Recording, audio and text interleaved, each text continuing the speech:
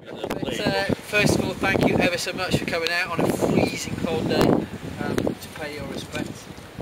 I think the word that has been going around in my mind over the last couple of days has just been the word fellowship, and I think that's really what Dad appreciated most about being part of what goes on here. He really enjoyed being part of the trust, going down the tunnel, going in a boat and everything else that was connected with it.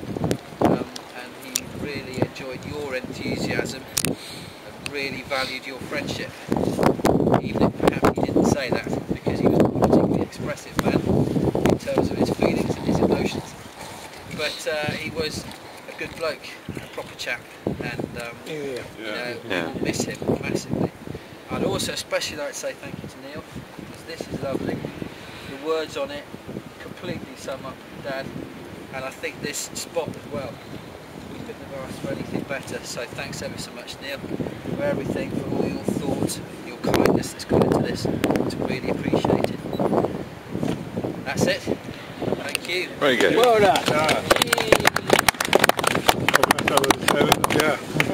Well, everybody's freezing cold, so I've not prepared anything either, and we all want to get in and have something to eat and drink. So, but just to say that Robin definitely salt of the earth, and he's quite right. He didn't have much to say publicly, but he was always enthusiastic, totally committed, and just led from the front by example, and almost everything he did, without question, he did it to the best of his ability, whether it was stone walling down at the roundhouse, whether it was hedge laying, whether it was just the maintenance of the countryside, always just so close to his heart.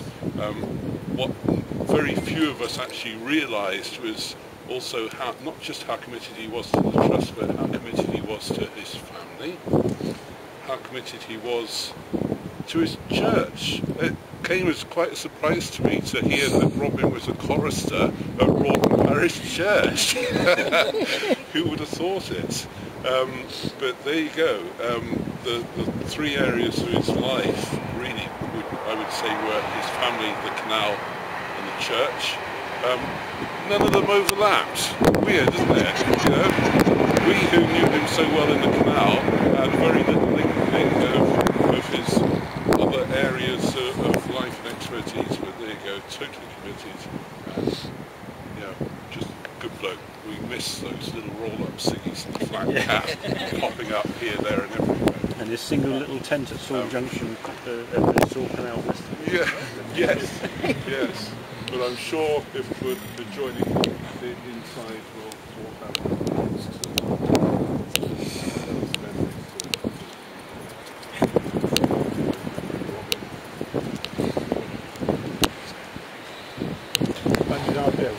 Okay. Well done.